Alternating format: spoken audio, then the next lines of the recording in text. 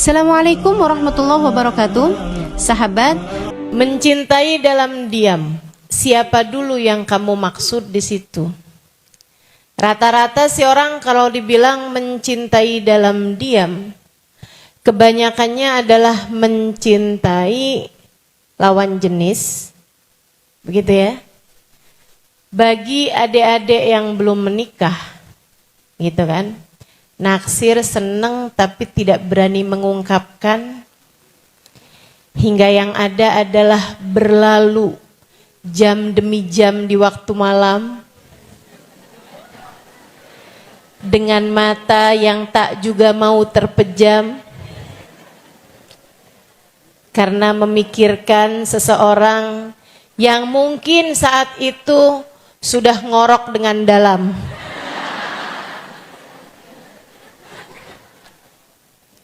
Masya Allah. Saudariku sekalian yang saya muliakan, bisa begitu mencintai dalam diam, atau juga mungkin ada perempuan-perempuan yang sebenarnya ada seorang laki-laki tidur di sampingnya, akan tetapi hatinya melalang buana, memikirkan sesosok tubuh, sesosok makhluk yang lain yang tidak ada di sampingnya, akan tetapi dia tahu hatinya lebih mencintai laki-laki tersebut. Dia bilang, saya mencintai dia dalam diam. Itu bisa begitu maknanya, atau bisa ada yang lebih tinggi daripada itu. Ketika hatimu diam-diam, ketika kalimat di lisanmu tak terucap, akan tetapi hatimu mengembara pergi kepada seorang manusia yang meski tubuhnya tak lagi ada di atas muka bumi, akan tetapi rahmat dan kasih sayangnya akan senantiasa ada untuk kita umatnya. Jadi masalahnya kepada siapa cintamu tertuju? Ia bisa merupakan pintu-pintu pembuka zina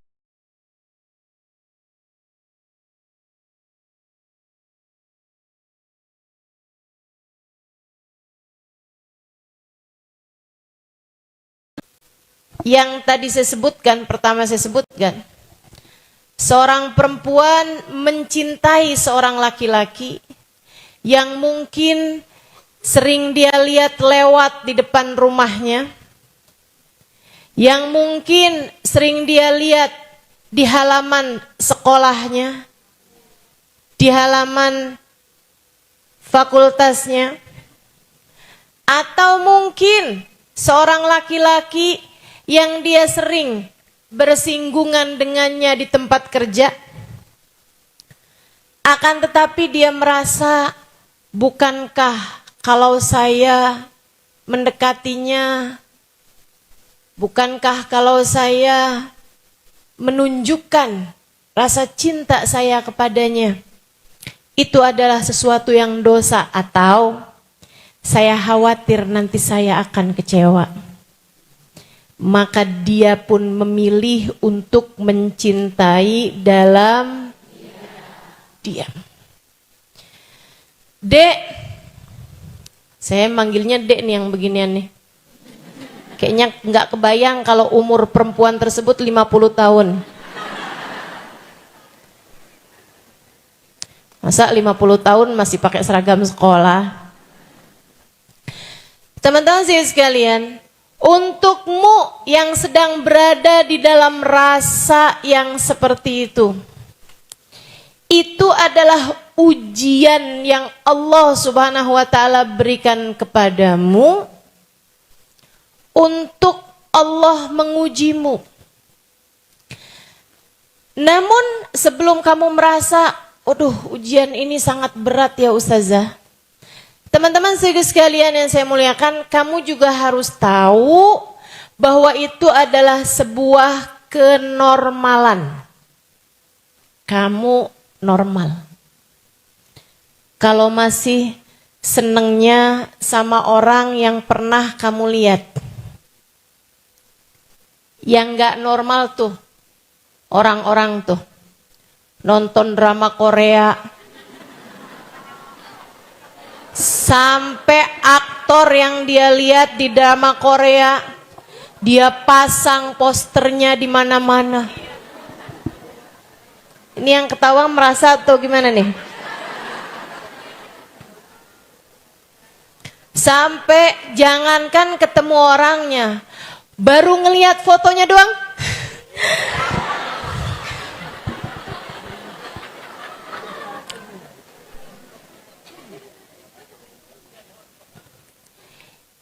Ini yang menurut saya, atau saya rasa menurut orang-orang tua yang melihatmu tuh, kamu agak-agak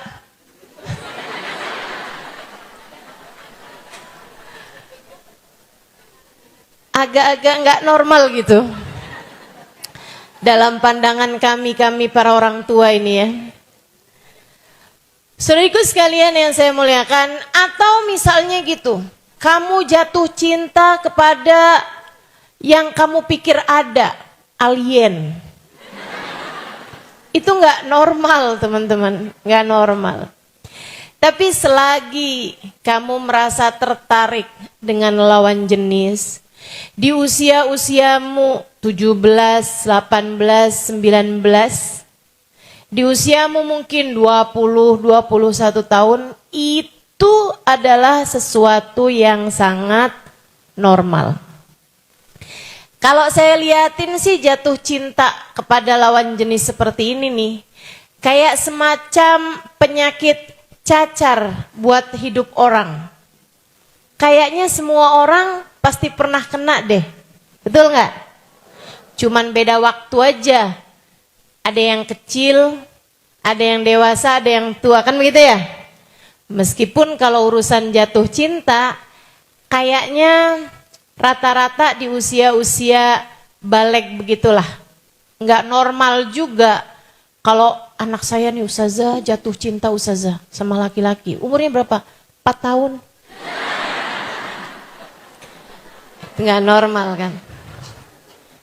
Ada usia-usia normal ya. 12, 14 gitu kan. 12 belum. 15, 17 gitu kan. Meskipun nih dengan adanya tayangan-tayangan di televisi, sinetron-sinetron, film-film, atau bahkan tayangan-tayangan di mana-mana, bikin anak-anak zaman sekarang urusan begituan gedenya cepet. Masa ada anak SD kelas umur 8-9 tahunan, dia tulisin surat ke temannya, dia bilang, Umi, nanti pulang sekolah kita jalan bareng ya. Dijawab sama temennya, siap Abi.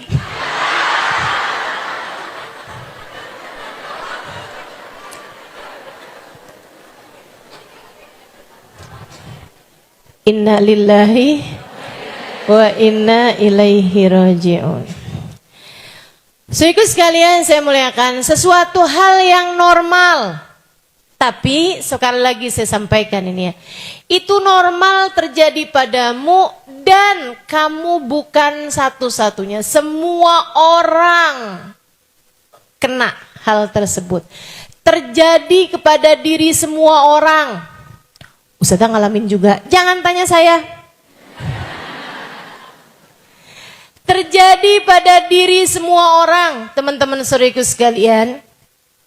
Tapi masalahnya bagaimana kamu mengolah perasaan tersebut sehingga tidak terjadi dosa.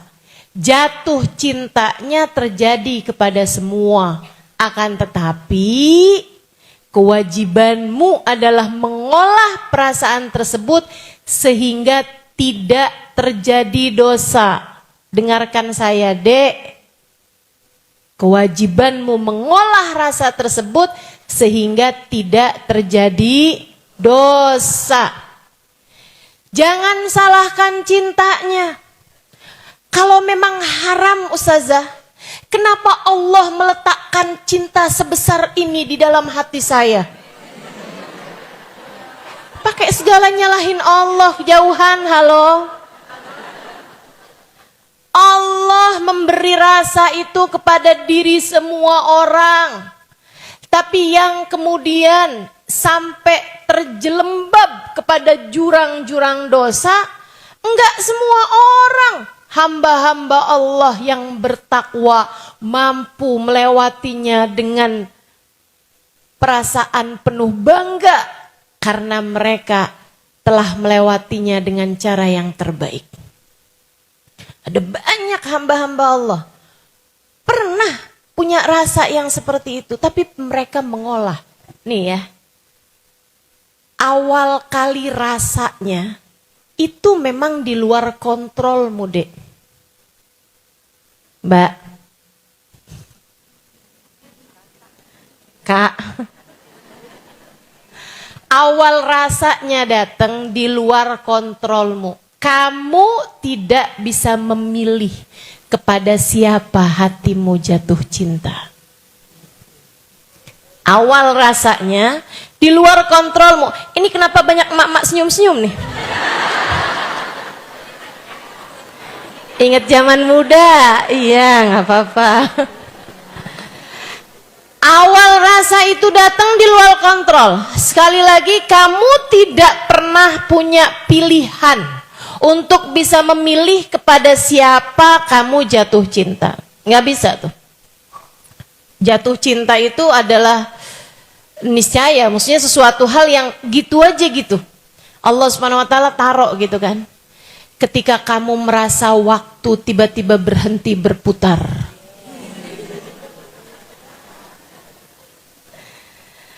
Ketika setiap kali melihat dia, kamu tidak bisa mengontrol bibirmu dari tersenyum. Orang tuh kalau lagi jatuh cinta kan gitu. Ntar dia lihat. Ya lihat lagi.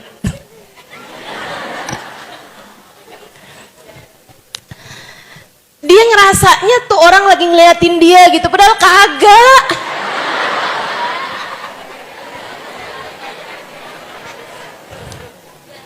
Itu. Rasa awalnya itu Allah Subhanahu wa taala yang kasih, teman-teman. Yang kasih. Dan seperti yang saya bilang, tuh semua orang dapat kayak begituan. Cuman abisnya itu kamu deketin dia, ngajak kenalan, minta nomor telepon, enggak semua orang melakukannya. Karenanya kewajibanmu terhadap rasa cinta yang datang dalam hidupmu adalah mengontrol rasa tersebut sehingga kamu tidak terjebak dalam dosa. Apa dosanya? Saudara sekalian, kalau kamu mengikutinya, itu adalah pintu gerbang pertama. Walaupun rasa cintanya Allah kasih, habisnya itu setan datang kepada hatimu, teman-teman. Setan mengolah rasa tersebut, memintamu untuk mengikutinya. Memintamu untuk mengikuti cinta tersebut. Apabila cinta datang, maka sambutlah panggilannya. Kata setan. Saudaraku sekalian saya muliakan, kata setan. Kata Allah kayak gimana? A'udzubillahi minasyaitonirrajim. Fala tattabi'u khutuwatis syaitan. Janganlah kalian mengikuti langkah demi langkahnya setan. Janganlah kalian mengikuti uluran-uluran tangannya setan. Janganlah kalian ikuti arah yang diarahkan sama setan. Itu setan semuanya tuh. Buktinya apa? Ya kalau kamu mau bukti, teman-teman serius sekalian, coba kamu ikuti perasaan seperti itu, ngajak kamu kemana? Ngajak kamu berantakan hidupnya, berantakan pikirannya, berantakan hatinya. Berantakan semuanya. Ada berapa banyak anak-anak berprestasi, kemudian menjadi kehilangan prestasinya hanya karena sibuk pacaran. Betul?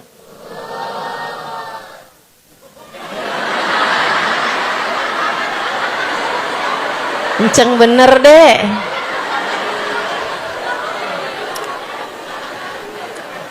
Jangan salah, bahkan ada berapa banyak rumah tangga yang hancur hanya karena sang suami ataupun sang istri merasa sekarang hati saya sudah mencintai yang lain selain dirinya.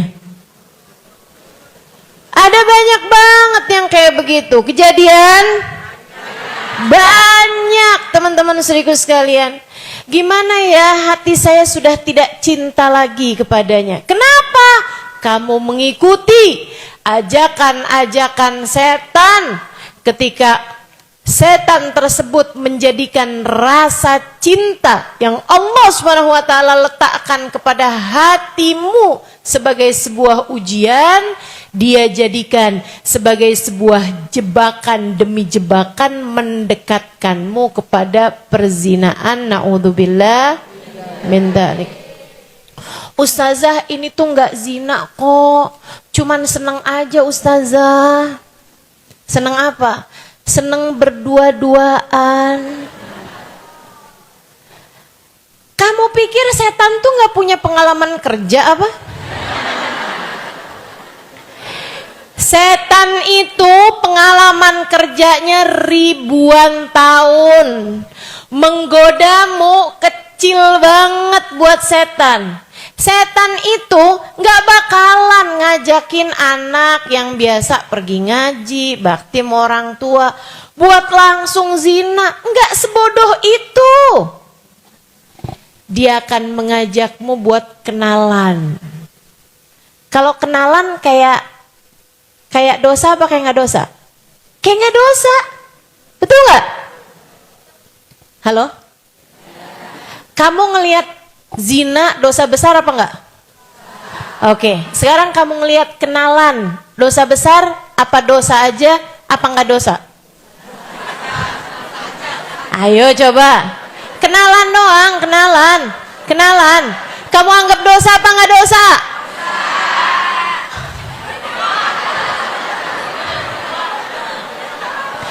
Ini karena saya ngomongnya di masjid.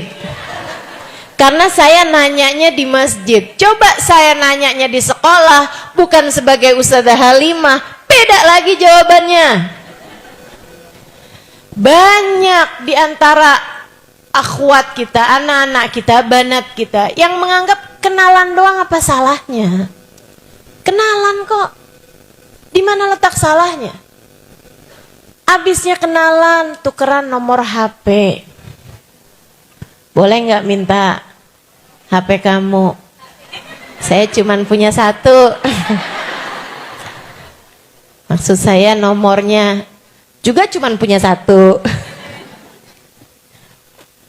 Teman-teman sekalian, sampailah kemudian mereka kenalan.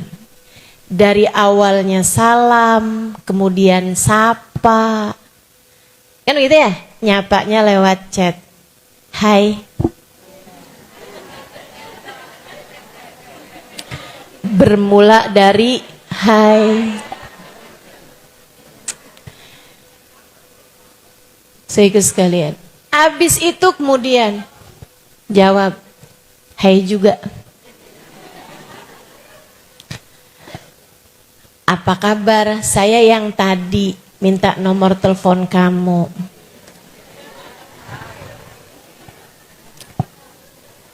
Barulah kemudian, kok asik ya, kok dia menyenangkan ya diajak ngobrol, kok dia seru banget ya.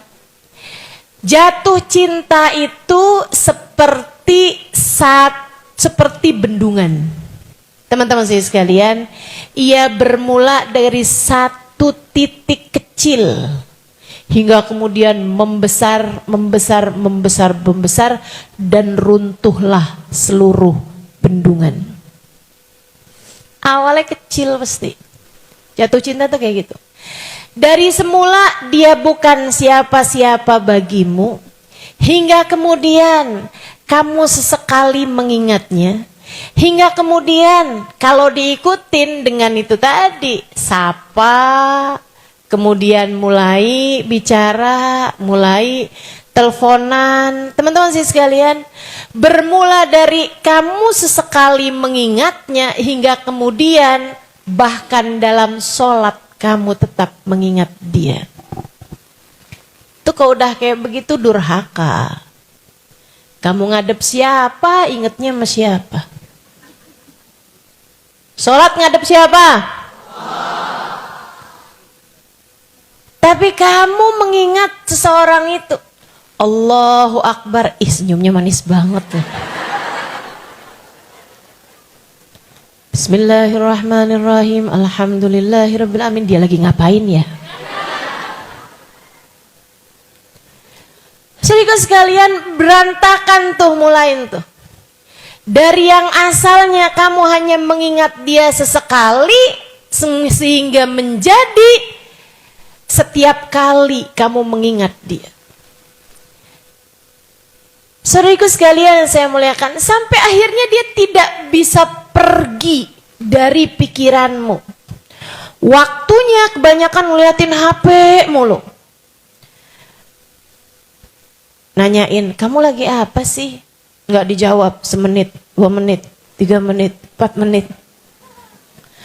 Udah dijawab 5 menit, lama amat sih. Saya sampai khawatir.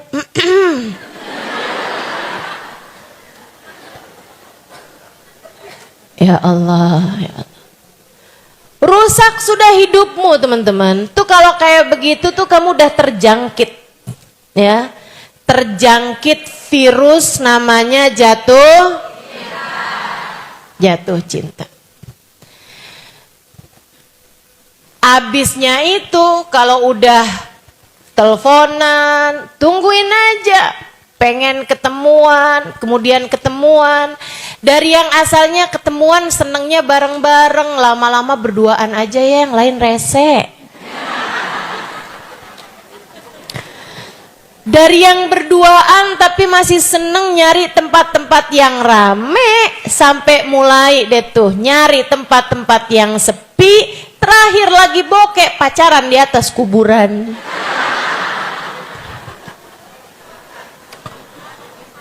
Ya Allah, ya Allah. Beberapa waktu yang lalu saya lewat hutan. Hutan dari daerah Baturaden, Jawa Tengah. Karena saya habis mengisi di daerah Banyumas. Saya menginap di area Baturaden, besok paginya saya menuju ke Moga, besok siangnya. Ya. Saya menuju ke area Moga, Pemalang, Jawa Tengah. Lewatnya teman-teman, hutan yang jalannya untuk satu mobil dan banyak jalannya yang rusak. Kita serem setengah mati lewat hutan tersebut, ada banyak pohon-pohon. Saya ikutan petunjuk Google Map. Google Map itu kan cuma ngasih tahu jalan, nggak nyeritain keadaan jalan.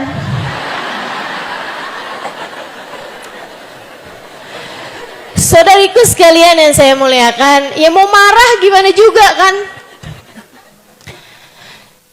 Itu sampai dari rimbunnya hutan di situ itu, sampai ada banyak hutan-hutan tuh yang ditumbuhin kayak tali-tali buat gantungannya Tarsan. Tahu nggak sih?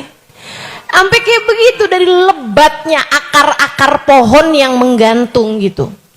Sampai bener-bener rimbun, serem banget perjalanannya teman-teman. Lagi tengah-tengah saya ketakutan, khawatir maksudnya ya.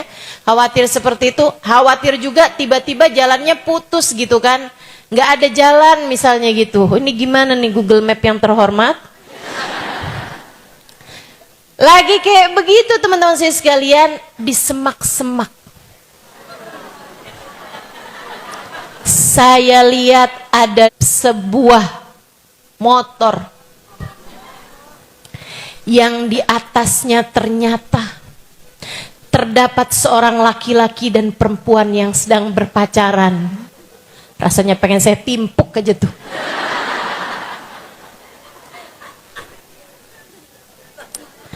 Pengen kita buka gitu kan. Pulang woi.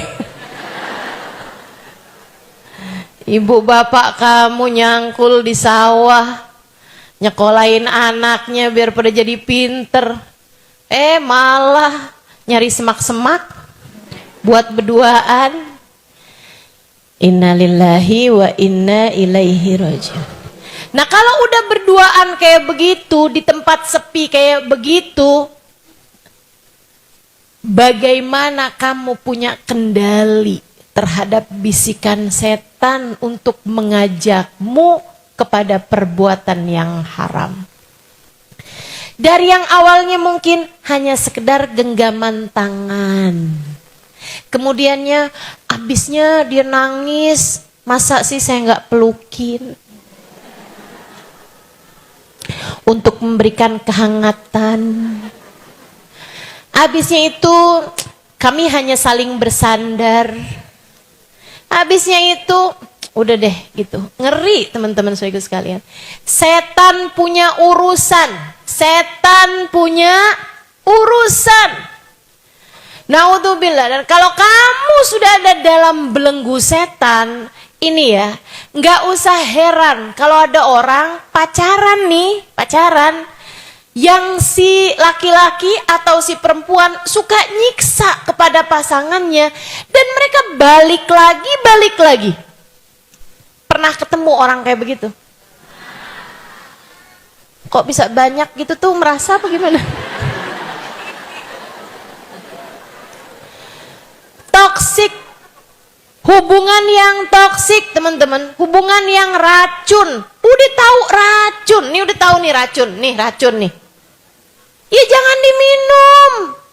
Orang siapa yang udah tahu racun tapi tetap diminum? Orang PA. Orang PA. Hati-hati teman-teman sekalian, adik-adik sekalian, hati-hati. Fala tattabi'u khutuwatis. Terus caranya gimana? Untuk menghindari itu, ucapkan tidak dari sejak awal. Itulah ustazah, mengapa saya memutuskan untuk mencintai dalam diam.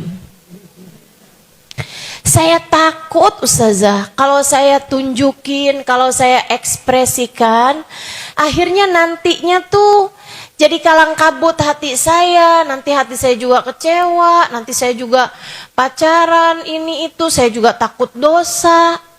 Jadi ya udah, saya mencintai dia dalam diam. Terus apa yang kamu lakukan? Saya mendekapnya dalam doa. Kusebut namanya dalam sepertiga malam. Kala tangan-tangan malaikat kepak-kepak sayap mereka siap mengaminkan doa-doa saya.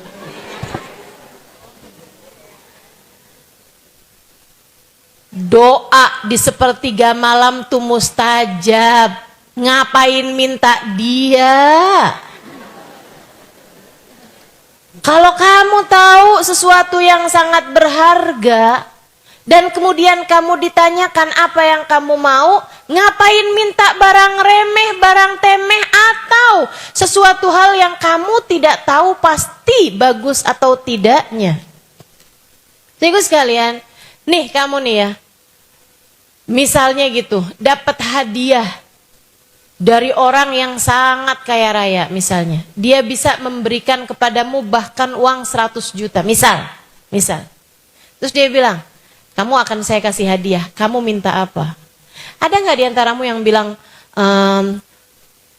wafer di kaleng kongguan? Ada yang mau minta kayak gitu? Enggak. Kamu pasti akan meminta sesuatu hal yang menurutmu sangat berharga gitu. iPhone yang terbaru, misal. Ya kan ya? Cincin berlian, misal. Atau apalah gitu. Yang menurut kamu sesuatu yang berharga. Demikian pula dengan doa sepertiga malam yang terakhir. Dan kamu minta si fulan. Dan kamu minta cinta dari seorang manusia. Dan kamu berharap seseorang yang itu dia. Kamu mencintainya dalam diam. Apa doamu? Saya mau tahu apa doamu. Ya Allah, jodohkanlah saya dengannya. Sebab saya mencintainya ya Allah. Kalau ternyata dia bukan jodoh saya, carikanlah orang yang seperti dia ya Allah. Matanya, hidungnya, kepribadiannya, indah senyumnya. Ya Allah, daripada repot-repot mending dia aja ya Allah.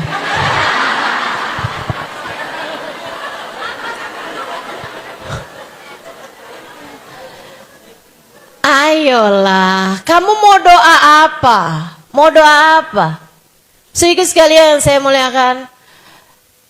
Iya, habis gimana dong Ustazah? Sekarang pacaran gak boleh. Mencintai dalam diam, dalam doa juga gak boleh. Yang sebaiknya apa? Saya pernah lama berpikir hal ini. Karena saya sukanya mikir.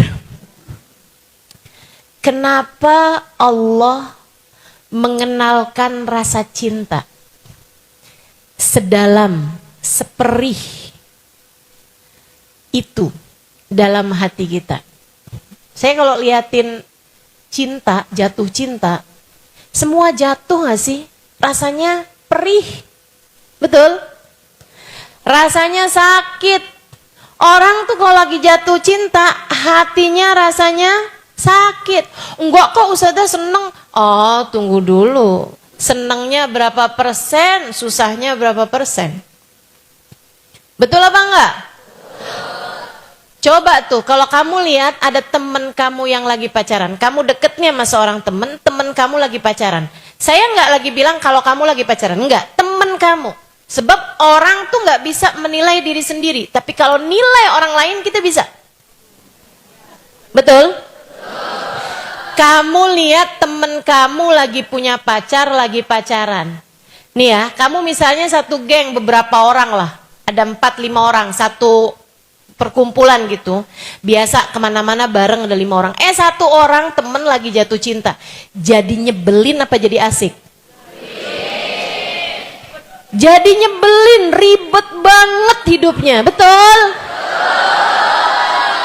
Abis itu dikit-dikit ngeluh mulu. Wah kesel nih sama pacar gua. Betul?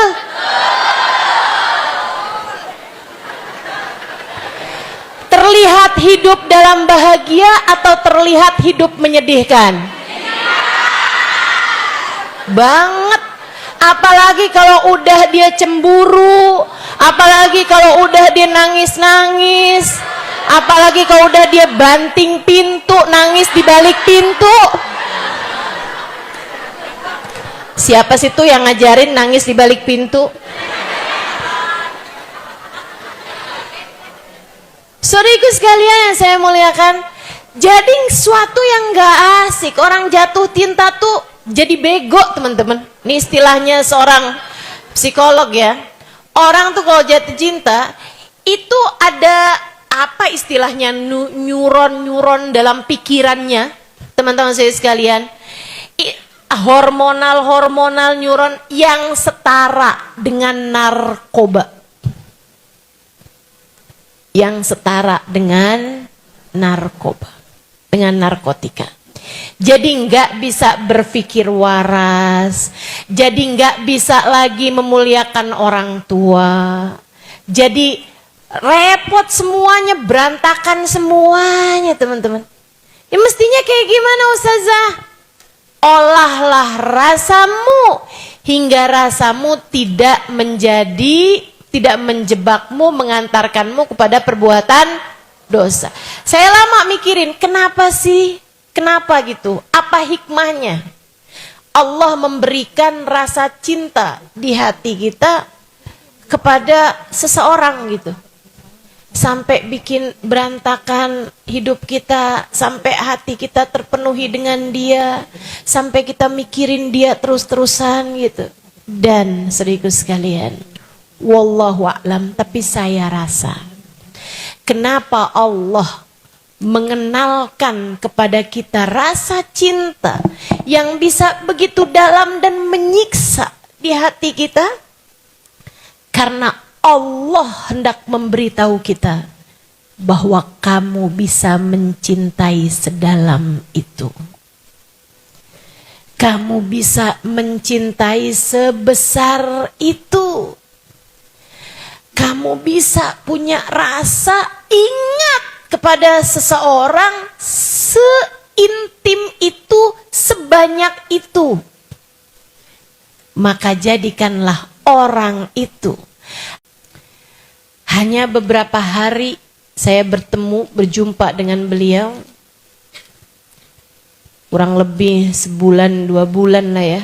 Maksudnya bukan di waktu yang panjang kebersamaan. Akan tetapi subhanallah, menorehkan kisah indah luar biasa. Saya jumpa sama beliau di kota Tarim. Kemudian setahun berikutnya saya diundang oleh beliau untuk mengisi Tarim Hadramaut Yaman ya. Saya jumpa di sana. Kemudian tahun itu juga saya pulang kembali ke Indonesia untuk mulai mengajar dan berdakwah. Dan kemudian tahun itu, setahun kemudian dari perjumpaan saya, beliau mengundang saya untuk mengisi daurah, mengisi semacam pesantren kilat selama kurang lebih 2 minggu di madras, di majelis taklim yang beliau buka di kota Salalah, Oman. Saya pun mengajar dalam bahasa Arab mengenai berbagai macam hal. 1 hari saya mengajar tentang sholat khusyuk. Saya cerita tentang sholatnya orang-orang yang khusyuk-khusyuk. Yang sholat rumahnya kebakaran gak terasa. Yang sholat dioperasi badannya gak terasa. Gak perlu bius. Cukup dengan sholat. Dari khusyuknya sholat mereka. Saya ceritakan kisah-kisah indah tentang kehusyuan sholat. Mic saya direbut sama Hubaba Bahiyah. La ya Halim muskida. Gak gitu Halimah, gak gitu. Saya bilang gak gitu gimana Hubaba? Ini ada jamaah di depan saya. Tapi ya itulah enaknya jadi guru ngajar di depan gurunya. Ya, kalau ada salah-salahnya langsung ditegur. Nah, sekarang nggak ada guru saya nih. Mudah-mudahan yang saya sampaikan bukan sesuatu yang salah. Karena memang sudah, saya hanya melanjutkan apa yang disampaikan guru-guru kami ya. Jadi insya Allah keakuratannya teruji lah. Sehingga sekalian, Hubaba Bahiyah rebut mic saya. Kemudian beliau bilang, gak gitu Halimah, gak gitu. Saya bilang, gak gitu gimana Hubaba? Haula, kata beliau. Yang kamu ceritakan itu adalah orang-orang lain itu. Mereka Halimah, jangan kamu anggap 1 hari kita bisa sholat, rumah kita kebakaran, kita gak terasa. Jangan pernah harap 1 hari kita dioperasi, terus kita bilang sama dokternya gak usah pakai obat bius, saya akan sholat aja. Kejauhan nak kamu bahasnya. Andai sholat itu tangga, yang kamu ceritakan adalah orang-orang yang berada di tangga yang paling tinggi. Sementara kita nih, andai tangganya nih 100, kita nih di tangga bawah nih. Dari tangga 2 naik tangga 3, naik tangga 4, merosot lagi. Sholat kita masih yang nyari kunci gak ketemu, giliran sholat inget. Betul. Kita tuh kayak gitu. Giliran lagi sholat bising banget. Ustazah kok tahu? Saya juga gitu. Teman-teman saya ikut sekalian, saya muliakan, kata Hubabah itu suatu hal yang kejauhan kamu Halimah bahasnya. Terus saya bilang, Hubabah kalau kayak gitu, kan kita kan perlu mendekat kepada Allah nih. Sementara kita nggak bisa mendekat kepada Allah lewat jalur sholat khusyuk, gimana cara kita mendekat kepada Allah? Beliau bilang, mereka memang bisa mendekat kepada Allah, tapi kita enggak. Mendekat kepada Allah lewat sholat khusyuk. Kita enggak. Kita sholat Halimah. Jangan tinggal sholat. Kita sholat, kita kerjain.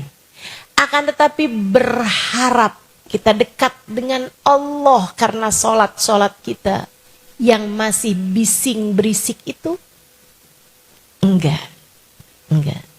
Bukan lewat jalur situ kita bisa dekat dengan Allah SWT. Sebagai murid saya pun bertanya, kalau begitu lewat jalur yang mana Hubabah? Dan Hubabah mengatakan, ma'ana nabi ya khair nabi. Kita punya nabi seindah-indah nabi. Kita punya nabi besar Muhammad. Ada di tingkat tertinggi kedekatan dengan Allah Tuhan kita. Nabi Muhammad, Allah menyampaikan tentangnya wa rafa'na laka dzikrak, dan sungguh telah kami tinggikan namamu wahai Nabi Muhammad, hingga aku sejajarkan namamu bersama dengan namaku, aku sandingkan namamu dengan namaku di tiang-tiang surga, di tiang-tiang arsy ataupun di pintu-pintu surga. Kita punya nabi, orang terdekat dengan Allah Subhanahu wa taala. Manusia paling tercinta di sisi Allah Subhanahu wa taala. Manusia paling diterima oleh Allah Subhanahu wa taala.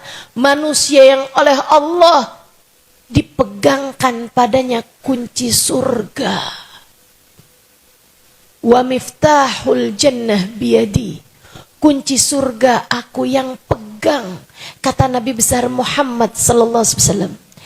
Adam wa man dunahu tahta liwa'i yaumal qiyamah. Nabi Adam dan nabi yang sesudahnya hanya akan berada di belakang benderaku di hari akhirat nanti. Kata Hubabah Bahiyah, Nabi Muhammad Halimah kita punya ada di tingkat tertinggi kedekatan seorang manusia kepada Allah Tuhannya. Kamu hanya perlu memanggil-manggil beliau. Panggil terus. Panggil terus. Sebab cinta kepadanya tak ada yang tak terbalas. Cinta kepada Nabi Muhammad tak akan pernah menjadi cinta yang bertepuk sebelah tangan. Cinta kepada Nabi Muhammad tak akan pernah menjadi cinta yang mengecewakan. Cinta kepada Nabi Muhammad hanya akan berbuah dengan rasa manis dunia sebelum kelak di hari akhirat nanti. Kita punya Nabi Muhammad. Ini adalah yang paling mungkin untuk kita lakukan dalam rangka pendekatan kepada Allah. Saya tanya lagi, bagaimana cara saya memanggil Rasulullah Bapak? Dengan banyak sholawatkah? Dengan sering ucap salamkah? Dengan sebanyak mungkin berziarah ke Madinahkah? Atau menghadiri majelis maulidkah? Hubabah tersenyum, kemudian menjawab, Halimah, cintai Nabi Muhammad sebisamu mencintai seseorang. Rindui Nabi Muhammad sebisamu merindukan seseorang. Bukankah kamu pernah merindukan seseorang hingga mengalir deras air mata kerinduan padanya? Bukankah kamu pernah jatuh cinta kepada seseorang yang membuatmu ingat lihat apapun mengingat dia? Bukankah kamu pernah menjadi seseorang yang ada banyak dia dalam pikiranmu? Jadikan orang itu Nabi Muhammad sallallahu alaihi wasallam. Saat itu kamu tak akan pernah disia-siakan oleh Allah. Saat itu kamu sama saja dengan memanggil-manggil Rasulullah. Nanti Nabi Muhammadnya akan kesian padamu. Beliau akan turun membukakan pintu dan memapahmu, dibawanya kamu hingga puncak. Dibawanya kamu mendekat kepada Allah Subhanahu Ta'ala. Jadi dek, kenapa kamu bisa punya rasa cinta sebesar itu kepada seseorang? Itu adalah pelatihan yang Allah Subhanahu wa Ta'ala berikan kepada hatimu untuk kamu pakai rasa cinta tersebut kepada seorang manusia yang akan menjadi penyelamat bagimu, pemberi syafaat bagimu, syafi'il musyaffa', pemberi syafaat fid dunya wal akhirah, di dunia hingga kelak di hari akhirat. Cintai Nabi Muhammad. Jadi dek, kalau kamu ngelihat ada teman-teman kamu yang pada punya pacar, jangan kamu ngerasanya, saya iri, saya kapan ya? Saya kok nggak pernah ditaksir orang. Ustazah doain dong biar saya ditembak. Saya kaget setengah mati waktu dengernya. Ini istilahnya adik-adik zaman sekarang kan gitu kan. Dia nembak gue. Kena enggak? Pas di jantung. Saudaraku sekalian saya muliakan, ketika kamu melihat kawan-kawanmu pacaran gitu, adik-adikku sayang, anak-anakku sayang, cobalah untuk seperti yang kamu tadi sampaikan. Bangun di sepertiga malam terakhir, saat-saat intim antaramu dengan Allah SWT. Salatlah beberapa rakaat. Kemudian beristighfarlah sesudah salatmu. Kemudian bersolawatlah kepada Nabi besar Muhammad. Kemudian ucapkanlah sesudah kamu bersolawat beberapa solawat. Sampaikanlah, ya Rasulullah, saya umatmu. Teman-teman saya pada mulai punya pacar, wahai Rasul. Tapi saya tidak mau melakukannya, andai pun ada yang datang mendekati saya. Karena saya berharap menjadi umat yang kau terima cinta dari saya untukmu. Ya Rasulullah, pandanglah aku dengan pandangan kasih sayangmu. Lihatlah diriku, wahai Rasul, yang selalu berucap La ilaha illallah Muhammad Rasulullah. Engkau utusan Allah untukku. Aku hanya akan memperkenankan hatiku untukmu, ya Rasulullah. Berkenanlah ada dalam hatiku untuk aku mencintaimu.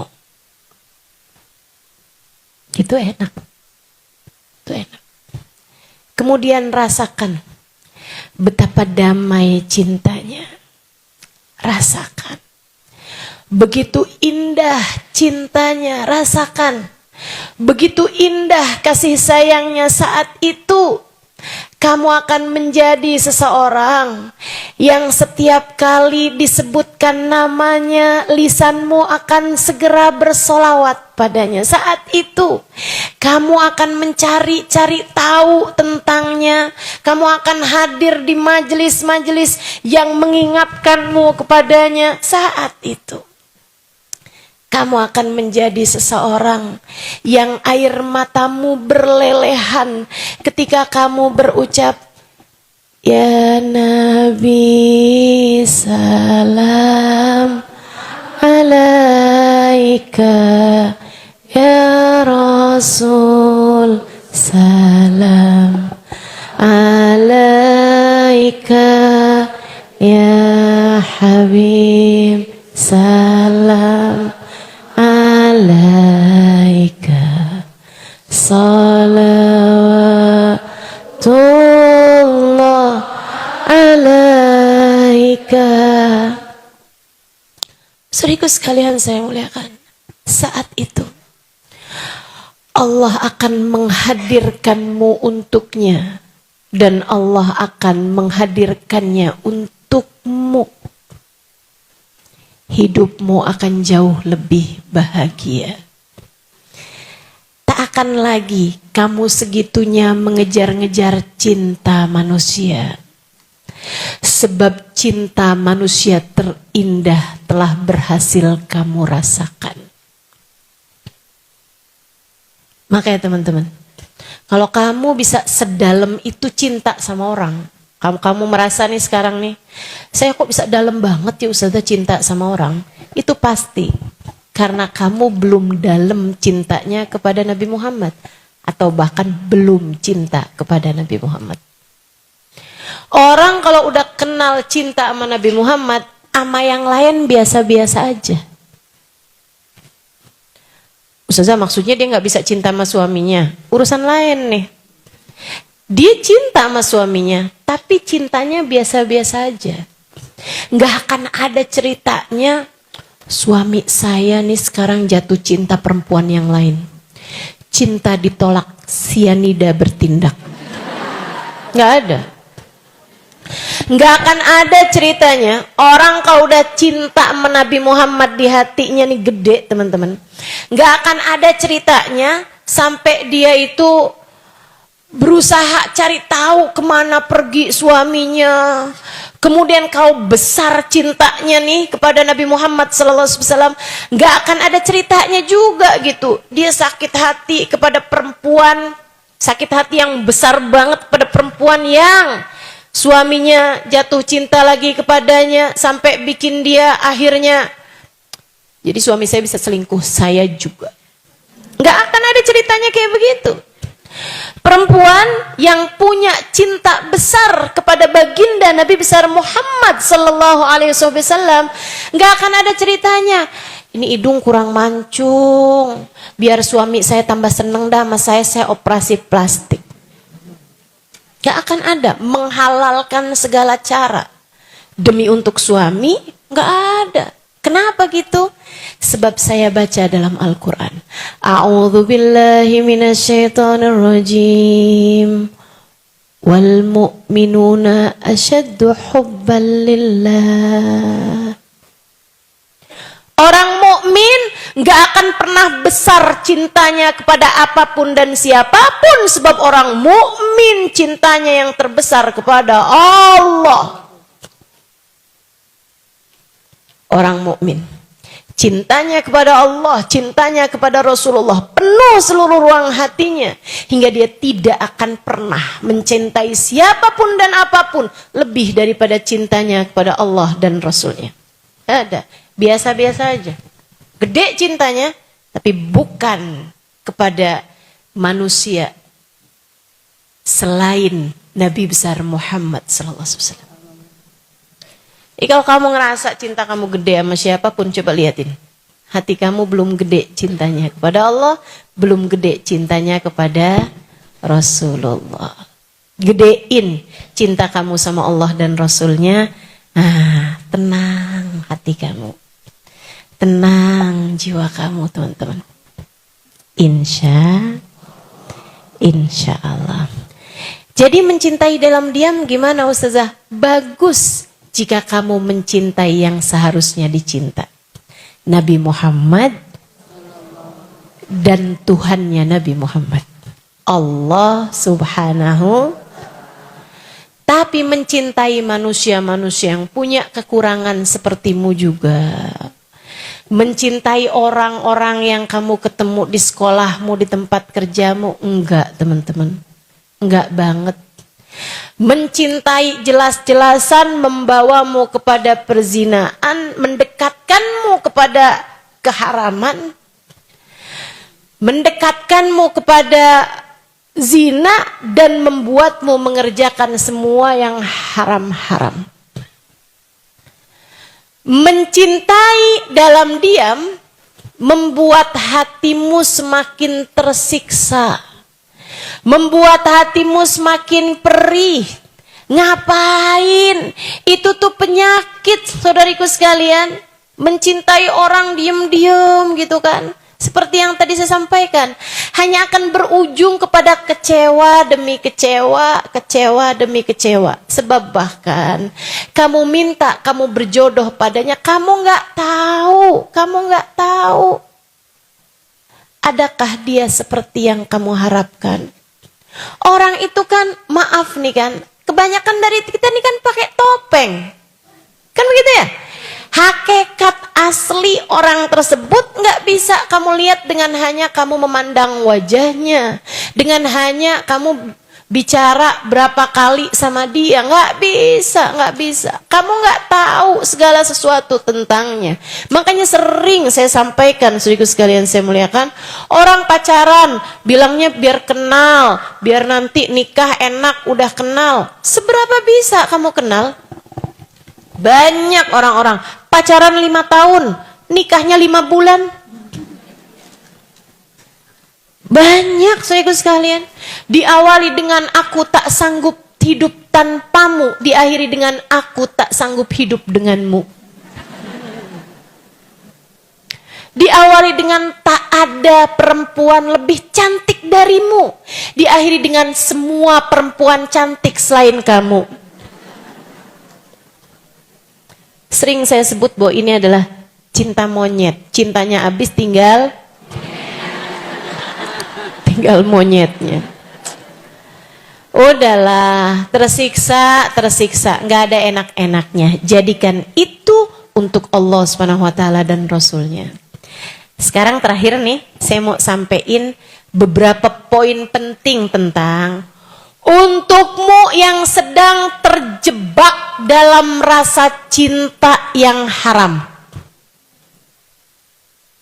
Untukmu yang mendengarkan di sini ataupun yang mendengarkan secara online kajian saya, yang sedang terjebak dalam cinta yang haram.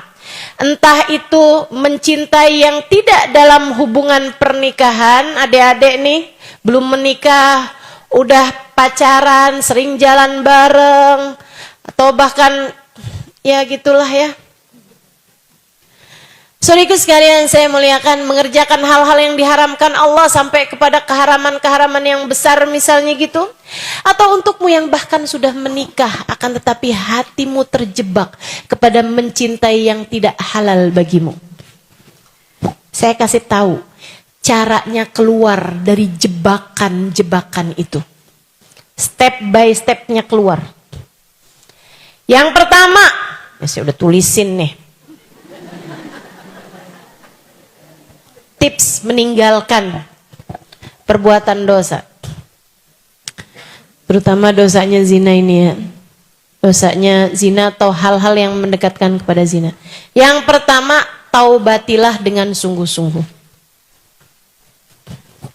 Taubat yang sungguh-sungguh. Nangis sama Allah, ya Allah, nih kalau saya meninggal dalam keadaan seperti ini ya Allah, gimana saya menghadapi pertanyaan mungkar nakir? Ya Allah, kalau saya meninggal pada masa-masa seperti ini, ya Allah, hati saya sedang kayak gini, gimana ceritanya ya Allah? Bagaimana wajah saya? Bagaimana saya bisa berjumpa dengan Nabi Muhammad? Dek, guru saya Al-Habib Umar bin Hafid mengatakan, At-Tahir, la yanzur ilaihi lat-tahir. Nabi Muhammad itu suci. Enggak ada yang bisa lihat Nabi Muhammad mata yang enggak suci. Mata yang belepotan dosa. Mata yang kotor dengan selalu melihat sesuatu yang diharamkan Allah SWT. Jangan mimpi buat bisa lihat Nabi Muhammad SAW di akhirat nanti. Apalagi sejak di dunia ini. Bukankah kamu sedang belajar untuk mencintai Nabi Muhammad? Kalau masalahnya seperti itu, maka orang kalau lagi pacaran, yang dilihat barang haram semua. Ketemu, mengagumi pacarnya, memandang wajah pacarnya, terus bilang, saya liatin langit gelap banget. Ternyata semua bintangnya pindah di matamu.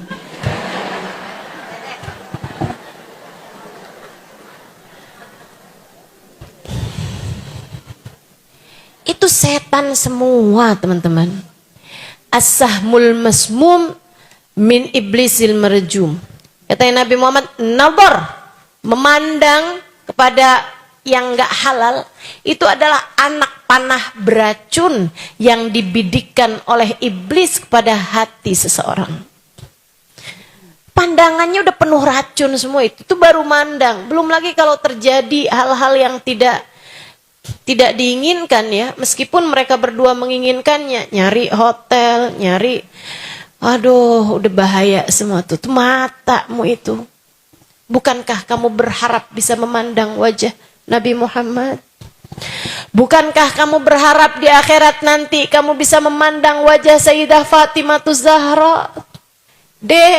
Sayyidah Fatimah tuh pernah bilang, al-khair lin nisa an la tara rajulan wa la yaraha rajul. Sebaik-baik hal yang dilakukan perempuan adalah tidak melihat laki-laki dan tidak dilihat laki-laki yang bukan mahramnya. Itu sebabnya saya pakai cadar dan hanya membuka ketika semuanya perempuan. Saya lagi belajar. Kepengen jadi perempuan yang wajah saya tidak dilihat laki-laki. Dan saya belajar untuk tidak melihat laki-laki yang bukan mahram saya. Teman-teman saya sudah berhasil? Belum. Namanya juga orang belajar. Ya kan begitu? Makanya saya minta semua yang hadir di majelis-majelis saya, jangan foto saya. Kenapa gitu? Takut tar fotonya hilang, kan ada yang lihat. Kan begitu? Udah aman-aman jangan foto saya. Ustazah saya foto buat saya aja kok, diem-diem aja. Ya kan kamu gak tahu gitu, nanti kemana foto itu, ya kan? Udah, lagian mata bisa lupa siapa yang dia lihat. Tapi hati tak pernah lupa siapa yang dia cinta. Kita biar terhubung dengan hati aja. Begitu kan ya? Saudaraku sekalian saya muliakan. Taubati dosa-dosamu itu. Ustazah saya nih sekarang masih lagi pacaran nih. Saya taubat Ustazah. Taubat. Kenapa gitu? Karena teman-teman saya sekalian, walaupun kayaknya nih saya kalau ketemu sama dia lagi nih, saya kayaknya bakalan balik lagi dah. Saya bakalan cinta lagi, saya bakalan ini lagi. Saudaraku sekalian saya muliakan, kamu tahu itu haram, taubatin dulu aja. Kamu nggak pernah tahu, mungkin abis kamu taubat kamu mati. Betul apa enggak? Mungkin habis taubat kamu mati, sehingga kamu mati dalam keadaan sudah bertaubat. Mungkin sesudah kamu taubat dan kamu putus sama dia gitu, dianya kemudian meninggal dunia, kamu menyelamatkan dia juga. Maka saudaraku sekalian saya muliakan, taubatilah. Taubati dulu aja. Ya Allah, maafin mata saya ya Allah yang suka lihat yang haram-haram. Maafin telinga saya ya Allah yang dengerin dia ngomong sampai jam 4 pagi. Saya udah ngantuk nih, tutup dong. Kamu aja. Sampai subuh. Sehingga sekalian yang saya muliakan, ya Allah maafkan lisan saya ya Allah. Maafkan tangan saya ya Allah, maafkan kaki saya ya Allah. Maafkan semua anggota tubuh saya ya Allah, maafkan hati saya ya Allah. Taubat teman-teman, minta ampun sama Allah Subhanahu wa taala. Minta maaf sama Allah Subhanahu wa taala atas segala dosa yang telah kamu lakukan. Itu yang nomor 1. Jangan biarkan setan mengelabuhimu dengan bilang, "Alah, tobat, ntar besok juga kerjain lagi." Tobat apaan? Abis ini dia ngecat juga kamu bawa lagi. Abis itu dia bilang, "Jangan putus dong sayang." Kamu juga gak tega lagi. Jangan biarkan setan mengelabuhimu dengan hal itu. Kamu tobat. Habis itu kamu minta sama Allah, ya Allah, beri aku kekuatan. Ya Allah, jauhkan aku dari dosa. Hanya Engkau yang dapat melakukannya. Kalau kamu mintanya dengan sungguh-sungguh sangat mungkin untuk Allah Subhanahu wa taala ijabah. Yang kedua, percaya bahwa kamu bisa menjauhi dosa tersebut. Jadi pede hatinya. Jadi pede. Apalagi kalau kamu udah mulai ngerti cinta sama Nabi Muhammad, kamu bisa bilang, "Ya Rasulullah, ya Rasulullah, temenin ya Rasulullah, syafaatin ya Rasulullah, biar saya bisa kuat ninggalinnya ya Rasulullah, biar saya mampu ninggalinnya ya Rasulullah." Gitu. Sholawatan banyak-banyak. Sholawatan banyak-banyak. Kemudian kamu percaya Allah akan bikin kamu jadi hambanya yang salehah. Nabi Muhammad berkenan menerima kamu sebagai umatnya. Sebab setan tuh, apalagi maaf. Buat adik-adik yang mungkin dosanya udah kegedean, dalam artian pacarannya kebablasan, sampai kepada perzinaan, setan suka kayak gini. Kamu adalah perempuan hina, gak ada yang mau sama kamu kecuali dia. Udah terlanjur kayak begini, ya udah aja gak apa-apa diterusin. Apalagi kalau sampai hamil. Itu deket banget Made sama hal-hal yang seperti itu. Ya Allah serem banget. Temen saya ngajar SMP. Itu setiap tahunnya ada anak-anak yang gak bisa ikutan ujian karena hamil.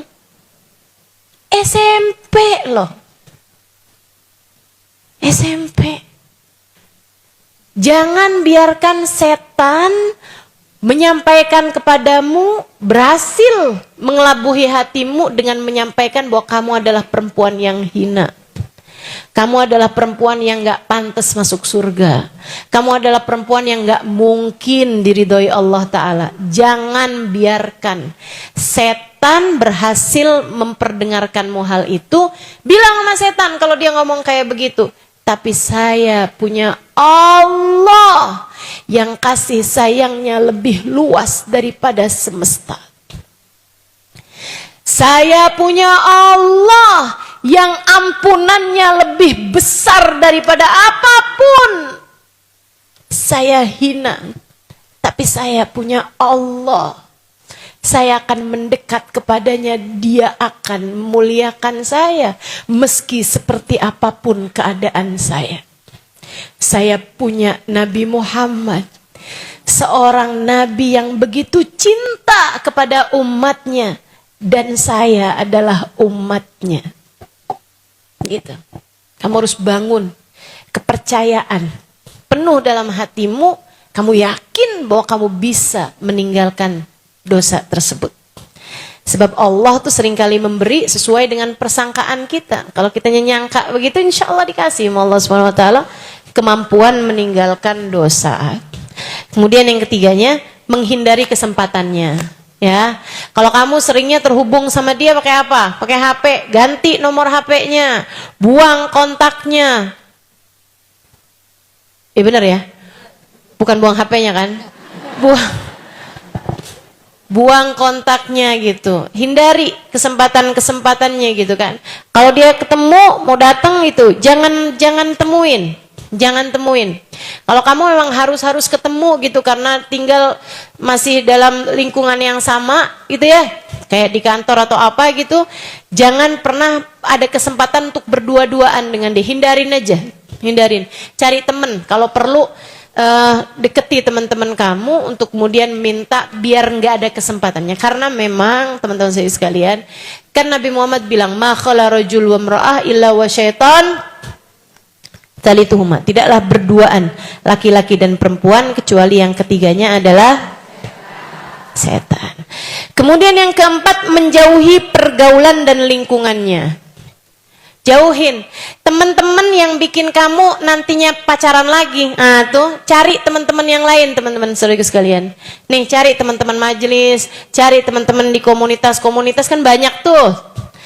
Iya kan? Ini kan pada follow Instagram saya tuh. Ah tuh, cari tuh teman-teman lain yang misalnya demen pergi ngajinya dari mana gitu, bangun hubungan sama orang-orang lain yang tidak membuatmu terjerumus kepada hal-hal yang seperti itu. Kemudian yang kelima, ini salah satu dari tips penting dari saya, berlatih memiliki kontrol terhadap hawa nafsu untuk urusan-urusan yang kecil. Karena nafsu kamu tuh satu itu juga. Kalau kamu terbiasa untuk apa yang kamu pengenin nggak kamu kasih, itu nanti nafsunya akan mengecil, teman-teman sekalian. Nafsunya akan mampu dikendalikan. Misalnya, kamu hobi banget makan bakso. Dalam masa-masa kamu menghindari dosa ini, setiap kali kamu kepengen makan bakso, jangan kasih. Jangan kasih. Misalnya, kamu seneng banget minum air es. Apalagi lagi panas-panas kayak gini. Tapi sekarang nih kamu lagi menghindari satu perbuatan dosa itu. Tiap kali kamu pengen minum air es, jangan kasih air es. Air biasa aja gitu, nggak usah dingin gitu kan. Itu tuh akan melatih kamu untuk memiliki kontrol terhadap hawa nafsu kamu. Kamu bisa handle hawa nafsu kamu tersebut gitu. Bisa kamu kendalikan gitu ya. Kemudian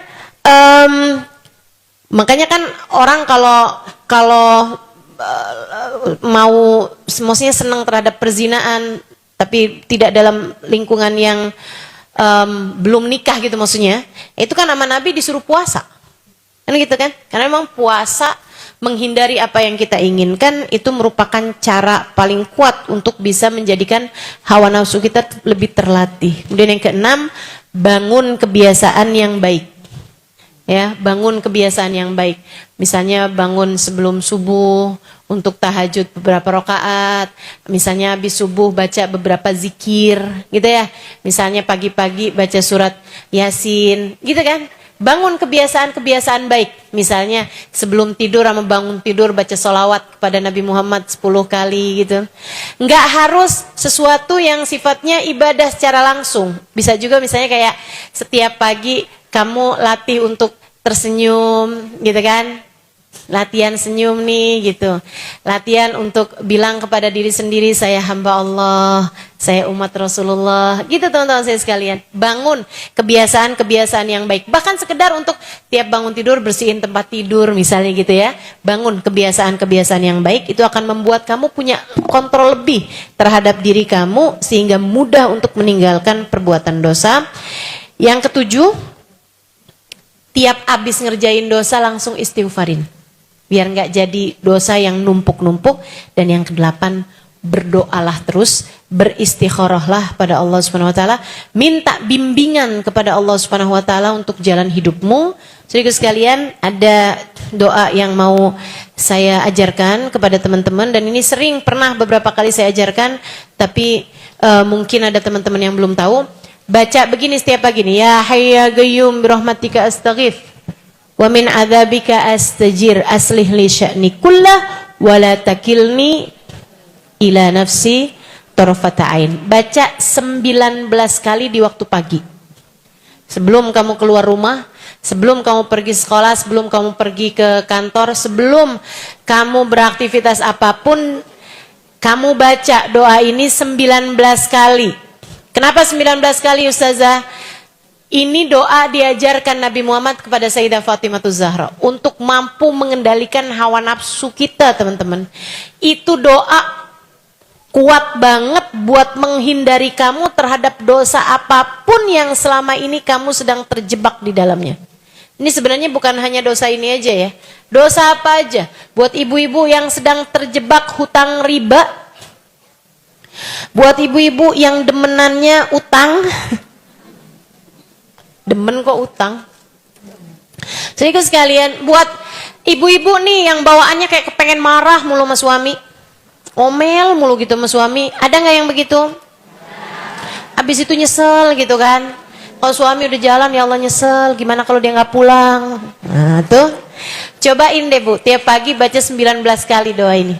Ya Hayyu ya Qayyum birahmatika astaghits wa min adzabika astajir aslih li sya'ni kullah wa la takilni ila nafsi tarfata'in. Artinya, ya Hayyu ya Qayyum, wahai Engkau ya Allah, Zat yang Maha hidup lagi Maha kuat. Birahmatika astaghits, rahmatmu aku harapkan.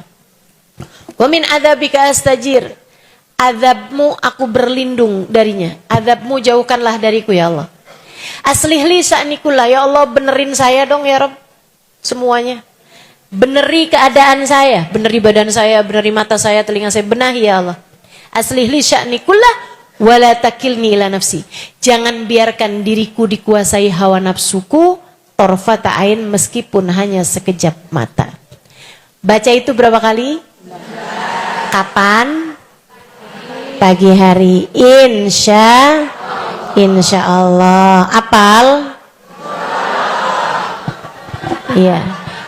Yang belum nanti saya taruh aja deh di Instastory saya ya. Instastory itu di mana Ustaz? Di Instagram. Ntar ada yang nanya, Instagram belinya di mana? Iya. Baik, bismillahirrahmanirrahim. Mudah-mudahan Allah Subhanahu wa taala mudahkan kita untuk bisa menjadikan rasa cinta yang Allah taruh dalam hati kita diberikan sesuai dengan yang semestinya. Bawa keselamatan bagi kita dunia akhirat insyaallah. Ala hadhihi niyyah wa bikulli niyatin salihah jami'ah syamilah ila hadratin Nabi Muhammad sallallahu alaihi wa alihi wasallam. Al-Fatihah.